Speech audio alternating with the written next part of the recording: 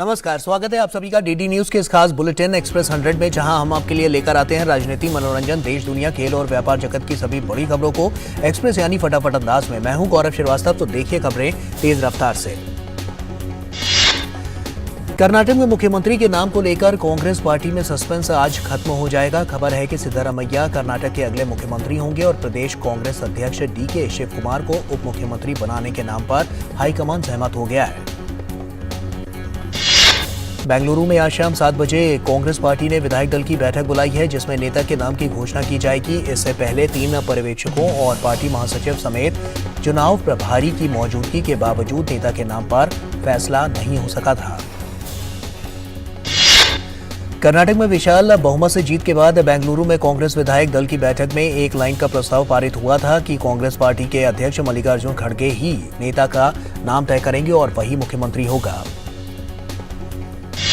कर्नाटक में 20 मई को कांग्रेस की सरकार शपथ लेगी। इसके लिए बेंगलुरु में तैयारियां शुरू हो चुकी हैं। कांग्रेस को इस चुनाव में 135 सीट पर एक तरफा विशाल जीत हासिल हुई है।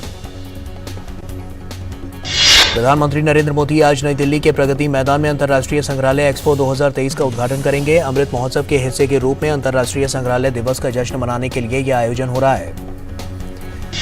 अंतर्राष्ट्रीय संग्रहालय एक्सपो 2023 में इस वर्ष की थीम है संग्रहालय स्थिरता और कल्याण। भारत की सांस्कृतिक कूटनीति में महत्वपूर्ण भूमिका निभाने वाले सांस्कृतिक केंद्रों का विकास कैसे हो, इस पर एक्सपो में फोकस किया गया है। प्रधानमंत्री नॉर्थ ब्लॉक और साउथ ब्लॉक में राष्ट्रीय संग्रहालय के वर्चुअल वॉक थ्रू का उद्घाटन करेंगे, जो उन ऐतिहासिक घटनाओं, व्यक्तित्वों, विचारों और उपलब्धियों को उजागर करेगा जिन्होंने भारत के वर्तमान निर्माण में योगदान दिया है। प्रधानमंत्री अंतर्राष्ट्रीय संग्रहालय एक्सपो के शुभंकर graphic novel a day at the museum भारतीय संग्रहालयों की निर्देशिका कर्तव्य पथ के पॉकेट मानचित्र और संग्रहालय कार्ड का भी विमोचन करेंगे। प्रधानमंत्री नरेंद्र मोदी आज दोपहर लगभग 12:30 बजे वीडियो कॉन्फ्रेंसिंग के माध्यम से ओडिशा में 8,000 करोड़ रुपए से अधिक की कई रेल परियोजनाओं का शिलान्यास और लोकार्पण करेंगे। ओडिशा में हजारों करोड़ों रुपए के जिन रेल प्रोजेक्ट्स की शुरुआत आज से होगी, उनकी मांग पिछले लंबे समय से की जा रही थी। अभी हाल ही में ओडिशा के मुख्यमंत्री नवीन पटनायक ने भी प्रधानमंत्री मोदी से दिल्ली में मुलाकात की। प्रधानमंत्री पुरी और हावड़ा के बीच वंदे भारत एक्सप्रेस को भी हरी झंडी दिखाएंगे। ये ट्रेन ओडिशा के खोर्धा, कटक, जाजपुर, भद्रक, बालेश्वर जिलों और पश्चिम बंगाल के पश्चिम मोतीपुर, पूर्वा मेदिनीपुर जिलों से गुजरेगी। वंदे भारत एक्सप्रेस यात्रियों को आरामदायक, सुविधाजनक, कम समय में यात्रा का अनुभव प्रदान करेगी। इससे पर्यटन को बढ़ावा मिलेगा और क्षेत्र में आर्थिक विकास में तेजी आएगी। प्रधानमंत्री पुरी और कटक रेलवे स्टेशनों के पुनर्विकास की आधारशिला भी रखेंगे। पुनर्विकसित स्टेशनों में रेल यात्रियों को विश्व स्तरीय अनुभव प्रदान करने वाली सभी आधुनिक सुविधाएं होंगी। प्रधानमंत्री नरेंद्र मोदी ओडिशा में 100% विद्युतीकृत रेल नेटवर्क का उद्घाटन करेंगे। इससे परिचालन और रखरखाव लागत कम होगी और आयातित कच्चे तेल पर निर्भरता कम होगी। प्रधानमंत्री संबलपुर टिटलागढ़ रेल लाइन के दोहरीकरण समेत अंगुल सुकिंदा के बीच नई broad gauge rail line, Manoharpur Rourkela Jharsuguda Jamga को जोड़ने वाली तीसरी लाइन और बिछुपाली छरतरभा के बीच नई ब्रॉड गेज लाइन का भी लोकार्पण करेंगे। रेल मंत्री अश्विनी वैष्णव ने कहा है कि प्रधानमंत्री मोदी ने ओडिशा में विकास कार्यों के लिए 10,000 करोड़ रुपए आवंटित किए हैं, जबकि 10 साल पहले राज्य के विकास के लिए केवल 800 करोड़ रुपए आवंटित किए जाते थे। मुंबई के 26/11 हमले में आरोपी तहव्वुर राणा को जल्द ही अमेरिका से भारत लाया जाएगा। अमेरिका की एक अदालत ने 26/11 हमलों के आरोपी तहव्वुर राणा के प्रत्यर्पण को मंजूरी दी है। भारत के कनाडाई बिजनेसमैन तहव्वुर राणा के प्रत्यर्पण की मांग की थी और आरोपी Tahawwur Rana David Coleman Headley का दोस्त है। इसके अलावा उसे मुंबई हमले से जुड़ी महत्वपूर्ण जानकारी थी। जातीय जनगणना पर रोक के खिलाफ बिहार में नीतीश कुमार सरकार की याचिका पर आज सुप्रीम कोर्ट में सुनवाई होनी है। अदालत ने इस मामले को लेकर सुनवाई के लिए 2 सदस्यीय बेंच का गठन किया है, जिसमें जस्टिस अभय एस ओका और जस्टिस राजेश बिंदल शामिल हैं। सुप्रीम कोर्ट आज विवादित फिल्म द केरल स्टोरी से जुड़ी सभी याचिकाओं को भी सुनेगी। इस मामले में कल पश्चिम बंगाल और तमिलनाडु सरकार ने सुप्रीम कोर्ट में हलफनामा दाखिल किया था, जिसके बाद सुनवाई आज 18 मई तक के लिए टाल दी गई थी। त्रिपुरा से मणिपुर के लिए 25 टन राहत सामग्री भेजी जाएगी। मणिपुर में धीरे धीरे हालात सामान्य हो रहे हैं। जनजीवन को पटरी पर लाने के लिए जगह जगह से मदद भेजी जा रही है। त्रिपुरा के मुख्यमंत्री मणिक साहा ने बताया कि केंद्र भी पूरे हालात पर नजर रखे हुए है। दिल्ली में बीजेपी इकाई की कार्यकारिणी की बैठक आज है और जिसमें दिल्ली बीजेपी संगठन को मजबूत करने के लिए नए सिरे से टीम की घोषणा की जा सकती है और इसके अलावा वर्तमान संगठन में भी कुछ बदलाव की उम्मीद जताई जा रही है। बीजेपी अध्यक्ष जेपी नड्डा आज मुंबई में पार्षदों के साथ बैठक करेंगे। समाज के गणमान्य व्यक्तियों के साथ संवाद के अलावा कौशल विकास कार्यक्रम में भी शिरकत करेंगे। नड्डा इस समय 2 दिन के महाराष्ट्र के दौरे पर हैं। मुंबई के बाद बीजेपी अध्यक्ष जेपी नड्डा पुणे जाएंगे और वहां महाराष्ट्र प्रदेश कार्य समिति की बैठक में हिस्सा लेंगे। इसके अलावा पार्टी की राज्य स्तरीय कार्यकारी समिति को भी संबोधित करेंगे। बीजेपी अध्यक्ष जेपी नड्डा ने कहा है कि कांग्रेस पार्टी का वैचारिक विलय हो गया है। सारी क्षेत्रीय राजनीतिक पार्टी परिवार की पार्टियां बन गई हैं। उद्धव ठाकरे वाली पार्टी भी परिवार की पार्टी थी। केंद्र सरकार ने सहकारी क्षेत्र में 1100 नए किसान उत्पादक संगठन FPO बनाने का निर्णय लिया है ताकि प्रधानमंत्री मोदी के सहकार से समृद्धि के विजन को साकार किया जा सके। सहकारिता मंत्रालय के अनुसार किसान उत्पादक संगठन को FPO योजना बनाने से किसानों को आवश्यक बाजार संपर्क मिल सकेगा ताकि उनकी उपज के लिए लाभकारी मूल्य तय किया जा सके।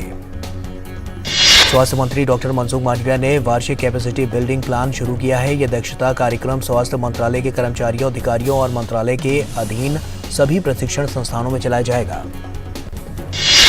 आयुष मंत्रालय आज से नई दिल्ली में 2 दिवसीय राष्ट्रीय आयुष मिशन सम्मेलन का आयोजन कर रहा है। स्वास्थ्य मंत्री डॉक्टर मनसुख मांडविया मुख्य अतिथि होंगे। आयुष मंत्री सर्बानंद सोनोवाल इस सम्मेलन का उद्घाटन करेंगे। आयुष मिशन के 2 दिन के सम्मेलन में तमाम राज्यों के विशेषज्ञ आयुष मिशन के विभिन्न पहलुओं पर विचार विमर्श करेंगे। दवाओं की बेहतर आपूर्ति को सक्षम बनाने समेत कई पहलुओं पर बातचीत होगी। और वक्त यहाँ एक छोटे से ब्रेक का हो गया है।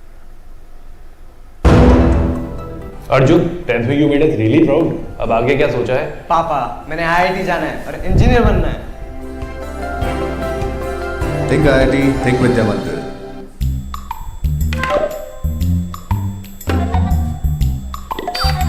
आप पूरी तरह स्वस्थ रहना चाहती हैं या कुछ कम? पूरी तरह। तो खरीदते समय पूरी बात देखिए ना, +F का निशान।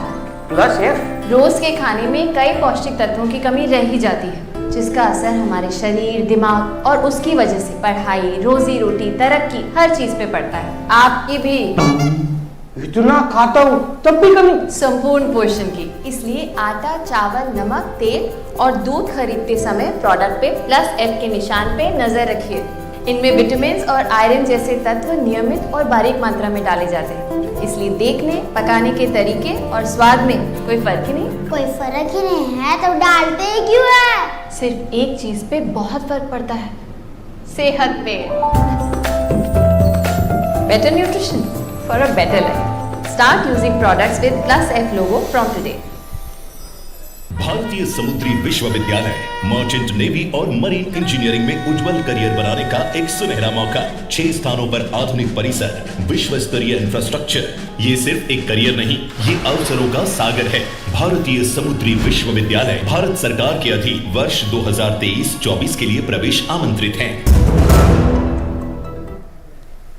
ब्रेक के बाद एक बार फिर से आप सभी का स्वागत है और आइए अब खबरों में आगे बढ़ते हैं। गृह और सहकारिता मंत्री अमित शाह आज श्री दिल्ली गुजराती समाज के 125 वर्ष पूर्ण होने के अवसर पर आयोजित अभिनंदन समारोह को संबोधित करेंगे। इसकी स्थापना 1897 में दिल्ली में बसे कुछ गुजरातियों द्वारा की गई थी। संघ लोक सेवा आयोग ने इस महीने 28 मई को होने वाली सिविल सेवा प्रारंभिक परीक्षा के इम्फाल केंद्र के उम्मीदवारों के लिए वैकल्पिक केंद्र उपलब्ध कराने का निर्णय लिया है। मौसम विभाग के अनुसार जम्मू कश्मीर में पश्चिमी विक्षोभ तूफान का रूप ले रहा है जिसकी वजह से पूर्वोत्तर राज्यों में अगले 5 दिन तक भारी वर्षा होने का अनुमान है।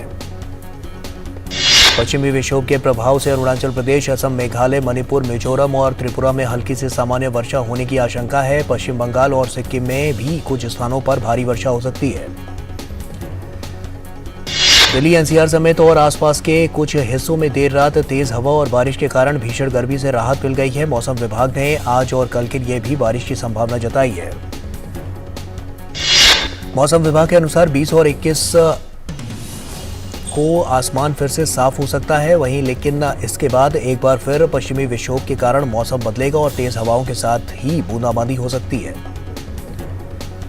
उत्तराखंड सरकार ने 24 IAS अधिकारियों और एक PCS अधिकारी का तबादला किया है। पुष्कर सिंह धामी की सरकार ने तत्काल प्रभाव से आदेश को लागू करने का निर्देश दिया है।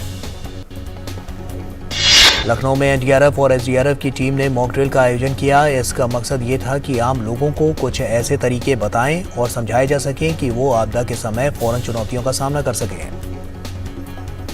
गुजरात में बीजेपी की प्रदेश कार्यकारिणी की बैठक हो रही है। इसमें प्रदेश बीजेपी अध्यक्ष CR पाटिल और मुख्यमंत्री भूपेंद्र पटेल समेत पार्टी के तमाम कार्यकारिणी सदस्य इकट्ठे हो रहे हैं। आगामी लोकसभा चुनाव को लेकर इस पे खास फोकस रहेगा। दिव्यांगजन सशक्तिकरण विभाग आज ग्लोबल एक्सेसिबिलिटी अवेयरनेस डे मना रहा है। दिव्यांगजनों को उनके लिए उपलब्ध तमाम सरकारी सुविधाओं और योजनाओं की जानकारी दी जाएगी। केंद्रीय मंत्रिमंडल ने IT हार्डवेयर के लिए उत्पादन आधारित प्रोत्साहन योजना यानी PLI को मंजूरी दे दी है और इस पर 17,000 करोड़ रुपए का बजटीय परिव्यय होगा। कार्यक्रम की अवधि 6 वर्ष है और इससे 2,430 करोड़ रुपए के निवेश की प्राप्ति की संभावना है। केंद्रीय मंत्रिमंडल ने IT हार्डवेयर के लिए PLI स्कीम 2.0 को मंजूरी प्रदान की है। इसमें laptop, tablet, all in one PC, server और ultra small form factor device शामिल है। मंत्रिमंडल के फैसले की जानकारी देते हुए केंद्रीय मंत्री अश्विनी वैष्णव ने कहा कि PLI योजना इलेक्ट्रॉनिक उपकरणों, मोबाइल और टेलीकॉम उपकरणों के उत्पादन के क्षेत्र में सफल रही है। इससे इन क्षेत्रों में उत्पादन बढ़ा है और भारत इनका बड़ा निर्णायक है। अश्विनी वैष्णव ने कहा है कि ये इस प्रोत्साहन योजना से करीब 3.35 लाख करोड़ रुपए की IT हार्डवेयर का उत्पादन होने का अनुमान है। क्षेत्र को 2430 करोड़ रुपए का निवेश प्राप्त होगा और प्रत्यक्ष तौर पर 75,000 लोगों को रोजगार मिलेगा। वहीं अप्रत्यक्ष तौर पर 2 लाख से ज्यादा रोजगार पैदा होंगे। और वहीं केंद्रीय मंत्री मनसुख मांडविया ने बताया कि मोदी सरकार ने खाद सब्सिडी पर अहम फैसला किया है। उन्होंने बताया कि किसानों को मौजूदा कीमत पर ही खाद मिलती रहेगी। इसके साथ ही 1,08,000 करोड़ की खाद सब्सिडी का भी ऐलान किया गया है। खरीफ सत्र में यूरिया के लिए 70,000 करोड़ रुपए, जबकि DAP सहित अन्य फर्टिलाइजर के लिए 38,000 करोड़ रुपए की सब्सिडी की मंजूरी दी गई है और जिससे किसानों को मौजूदा कीमत पर खाद की बोरियां मुहैया होती रहेंगी। इलेक्ट्रॉनिक एवं सूचना प्रौद्योगिकी राज्य मंत्री राजीव चंद्रशेखर ने कहा है कि IT हार्डवेयर के लिए PLI 2.0 से भारत में इलेक्ट्रॉनिक्स विनिर्माण को 2025 से 26 तक $30,000 करोड़ तक पहुंचाने के मिशन को और गति मिलेगी। इलेक्ट्रॉनिक एवं सूचना प्रौद्योगिकी राज्य मंत्री राजीव चंद्रशेखर ने एक बयान में कहा कि PLI 2.0 योजना भारत में डिजिटल अर्थव्यवस्था को 1 लाख करोड़ तक पहुंचाने के लिए लक्ष्य का एक महत्वपूर्ण हिस्सा है। केंद्रीय मंत्री नितिन गडकरी ने भारतीय कंपनियों की विस्तृत परियोजना रिपोर्ट की खराब गुणवत्ता पर चिंता जताई है और उन्होंने कहा है कि मानकों पर पूरी तरह से न उतरने वाली ऐसी रिपोर्ट के कारण परियोजना पूरी होने में देरी होती है और सड़क दुर्घटनाएं होती हैं।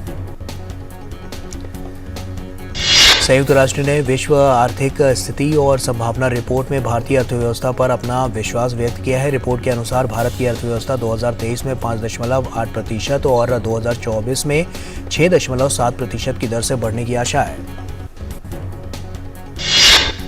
इस रिपोर्ट में कहा गया है कि वैश्विक आर्थिक अनिश्चितता के बीच भारत का एक उज्ज्वल स्थान बना हुआ है। इसके अनुसार वर्ष 2023 में भारत में मुद्रास्फीति की दर घटकर 5.5% रहने की संभावना है।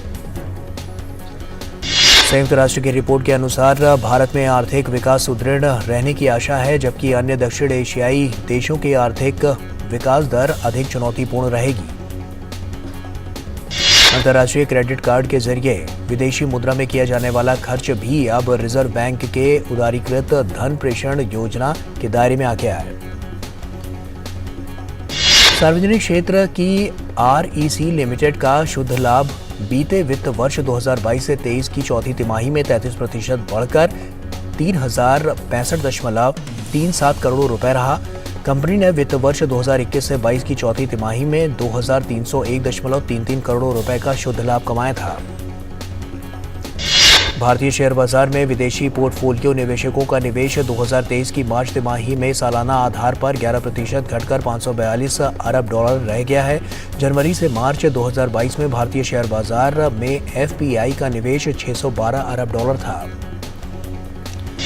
केंद्रीय बैंक आरबीआई ने एसबीआई फंड्स मैनेजमेंट लिमिटेड को 15 नवंबर तक एचडीएफसी बैंक लिमिटेड में 9.99% हिस्सेदारी हासिल करने की अनुमति दे दी है। गो फर्स्ट एयरलाइंस ने परिचालन संबंधी कारणों का हवाला देते हुए 26 मई तक अपनी सभी उड़ानें रद्द कर दी हैं। इससे पहले एयरलाइंस ने 19 मई तक उड़ानें रद्द कर दी थीं। गो फर्स्ट की उड़ान बीते 3 मई से बंद है। अमेरिकी शेयर बाजार बुधवार को बम्पर उछाल के साथ बंद हुए। वॉल स्ट्रीट का प्रमुख संवेदी सूचकांक डाउ जोन्स 1.24% उछलकर 33,420 के स्तर पर बंद हुआ, तो नैस्डैक 1.28% की बढ़त के साथ 12,500 के स्तर पर।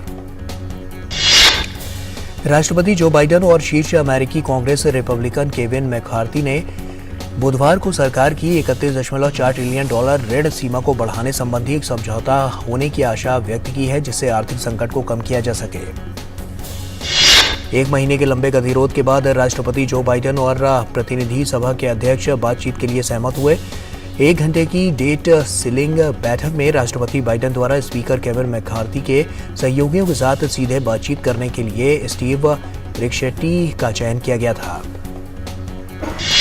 राष्ट्रपति बाइडेन ने कहा कि मंगलवार को घंटे भर चली बैठक अच्छी और प्रोडक्टिव रही और जिसमें समझौते की संभावनाओं के बारे में सकारात्मक माहौल बना। वहीं मैकार्थी ने रविवार तक इस समझौते तक पहुंचने की प्रति आशा व्यक्त की। संयुक्त राष्ट्र महासचिव एंटोनियो गुटेरेस ने बुधवार को रूस के द्वारा यूक्रेन को काला सागर अनाज निर्यात को और 60 दिनों के लिए अनुमति देने वाले सौदे के विस्तार का स्वागत किया है। एंटोनियो गुटेरेस ने संवाददाताओं से कहा कि मैं इस फैसले का स्वागत करता हूं। इस पहल का जारी रहना दुनिया के लिए अच्छी खबर है। हालांकि लंबित मुद्दों को अब भी सुलझाए जाने की आवश्यकता है, लेकिन रूस, यूक्रेन, तुर्की और संयुक्त राष्ट्र के प्रतिनिधि उन पर चर्चा करते रहेंगे। संयुक्त राष्ट्र ने चेतावनी दी है कि इस साल के साथ साथ आने वाले 5 साल यानी 2023 से 27 तक दर्ज की गई सबसे गर्म 5 साल की अवधि होगी। संयुक्त राष्ट्र के विश्व मौसम विज्ञान संगठन ने कहा है कि अल नीनो और ग्रीन हाउस गैसों के संयुक्त प्रभाव से तापमान बढ़ेगा। विश्व मौसम विज्ञान संगठन ने कहा है कि वैश्विक तापमान की 2027 तक वार्मिंग की 1.5 डिग्री सेल्सियस सीमा को पार करने की अधिक संभावना है। संस्था ने भविष्यवाणी की है कि 98% संभावना के साथ अगले 5 वर्षों में कम से कम एक गर्मी के साथ एक नया रिकॉर्ड स्थापित करेगा। संस्था ने कहा है कि अब तक के सबसे गर्म 8 साल 2015 और 2022 के बीच दर्ज किए गए थे, लेकिन जलवायु परिवर्तन में तेजी आने से तापमान में और वृद्धि होने का अनुमान है। रूस और यूक्रेन के बीच जारी संघर्ष में राजनीतिक हल निकालने के लिए चीन ने यूक्रेन में एक विशेष दूत भेजा है। यूरेशियन मामलों के लिए चीन के विशेष प्रतिनिधि और रूस के पूर्व राजदूत ली हुई ने मंगलवार को और बुधवार को यूक्रेन का दौरा किया और यूक्रेन के विदेश मंत्री दमित्रो कुलेबा से मुलाकात की। यूक्रेन के विदेश मंत्री कुलेबा ने बुधवार को कीव में वार्ता के दौरान रूसी आक्रमण को रोकने की तारीखों पर चर्चा की और ली हुई से कुलेबा ने कहा कि कीव रूस के साथ युद्ध को समाप्त करने के किसी भी प्रस्ताव को स्वीकार नहीं करेगा, जिसमें टेरिटरी के नुकसान या संघर्ष को रोकना शामिल है। इक्वाडोर में अगले 3 महीनों के भीतर राष्ट्रपति चुनाव होंगे। राष्ट्रीय परिषद की अध्यक्ष डायना अटामेंट ने इसकी घोषणा करते हुए कहा कि 90 दिनों के भीतर चुनाव की प्रक्रिया पूरी कर ली जाएगी। कोलंबिया के दक्षिण में घने जंगलों में 4 बच्चे जीवित पाए गए। दरअसल ये बच्चे 1 मई को एक प्लेन क्रैश के बाद लापता हो गए थे। हादसे के वक्त विमान अमेजन्स प्रांत में अरारुकुआराक और गवाविया प्रांत के बीच 7 लोगों को लेकर जा रहा था। और यहाँ वक्त एक छोटे से ब्रेक का है, जल्द लौटते हैं। भारतीय समुद्री विश्वविद्यालय मर्चेंट नेवी और मरीन इंजीनियरिंग में उज्जवल करियर बनाने का एक सुनहरा मौका। 6 स्थानों पर आधुनिक परिसर, विश्व स्तरीय इंफ्रास्ट्रक्चर। ये सिर्फ एक करियर नहीं, ये अवसरों का सागर है। भारतीय समुद्री विश्वविद्यालय भारत सरकार के अधीन वर्ष 2023-24 के लिए प्रवेश आमंत्रित हैं।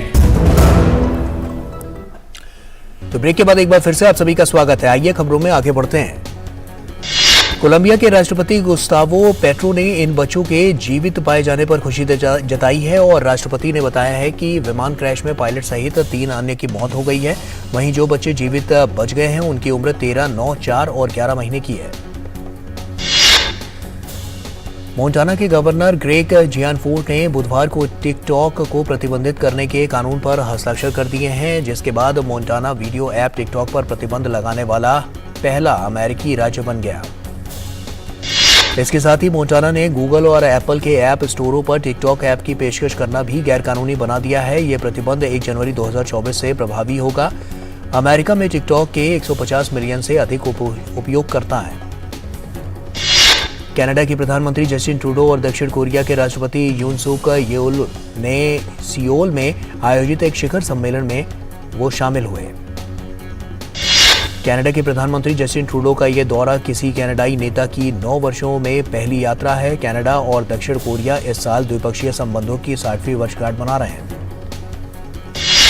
इससे पहले बुधवार को कनाडा के प्रधानमंत्री ने दक्षिण कोरिया की संसद को संबोधित करते हुए कहा कि उनका देश महत्वपूर्ण खनिजों और स्वच्छ ऊर्जा परियोजनाओं पर दक्षिण कोरिया के साथ साझेदारी करने और उत्तर कोरिया के परमाणु और मिसाइल खतरों को दूर करने के लिए तैयार है।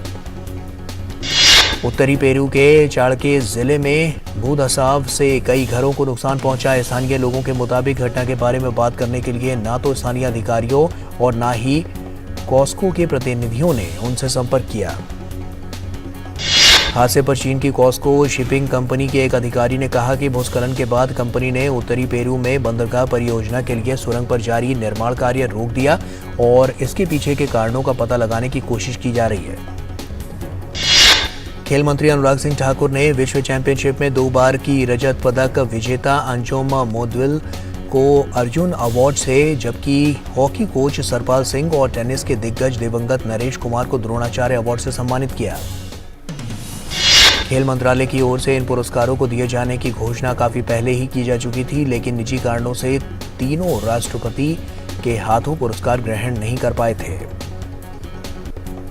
टेनिस के दिग्गज नरेश कुमार का निधन होने की वजह से उनकी जगह उनकी पोती शिवानी मीरचंदानी ने प्राप्त किया द्रोणाचार्य पुरस्कार।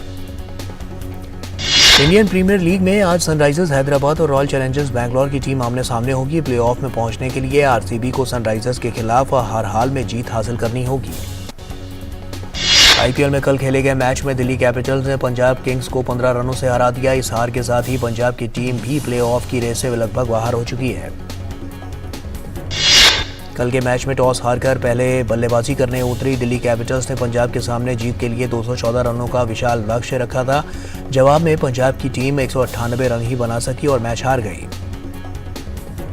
पंजाब के खिलाफ मैच में दिल्ली के लिए सबसे ज्यादा नाबाद 82 रन रायली रूसो ने बनाए।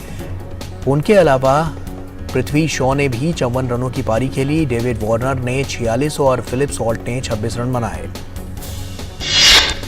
भारत ने सुधीरमन कप के अंतिम ग्रुप सी मैच में ऑस्ट्रेलिया को 4-1 से हराकर अपने अभियान को समाप्त किया। स्पर्धा की शुरुआत साई प्रतीक और तनीषा क्रिस्टो को मिश्रित युगल के पहले ही मुकाबले में हार के साथ हुई। भारतीय जोड़ी को केनेथ हुईचो और ग्रोनिया समरविल के हाथों हार का सामना करना पड़ा। इसके बाद एचएस प्रणय ने जैक यू को 21-60 से हराकर भारत को 1-1 की बराबरी दिलाई। फिर पीवी सिंधु की जगह खेलने उतरी अनुपमा उपाध्याय ने टिफनी हो को 21-16, 21-18 से पराजित किया। वहीं एमआर अर्जुन और ध्रुव कपिला की जोड़ी ने रिकी टांग और रयान वांग को हराकर 3-1 से अजय बढ़त बना दी। इसके बाद तनीषा क्रास्टो और अश्विनी पोनप्पा ने कैटलीन इया और एंजेला यू को हराकर भारत को 4-1 से जीत दिलाई। अखिल भारतीय फुटबॉल फेडरेशन के अध्यक्ष कल्याण चौबे का कहना है कि उनका अगला लक्ष्य फीफा रैंकिंग में शीर्ष 100 में पहुंचना है। इसके लिए फेडरेशन हर तरह का प्रयास कर रही है। मैनचेस्टर सिटी ने चैंपियंस लीग के फाइनल में अपनी जगह पक्की कर ली है। बुधवार देर रात रियल मैड्रिड के साथ खेले गए सेमीफाइनल के दूसरे लेग के मुकाबले को मैन सिटी ने 4-0 से अपने नाम किया। मुकाबले की शुरुआत से ही मैन सिटी ने खेल पर अपनी पकड़ बनाए रखी। पहले हाफ में मैन सिटी के लिए बर्नार्डो सिल्वा ने 2 गोल दागे। मैन सिटी ने अन्य 2 गोल दूसरे हाफ में किए। इटालियन ओपन में दुनिया के नंबर 1 टेनिस खिलाड़ी नोवाक जोकोविच का सफर समाप्त हो गया है। सर्बियाई टेनिस स्टार जोकोविच को प्रतियोगिता के क्वार्टर फाइनल में डेनमार्क के होल्गर रूने के हाथों हार का सामना करना पड़ा।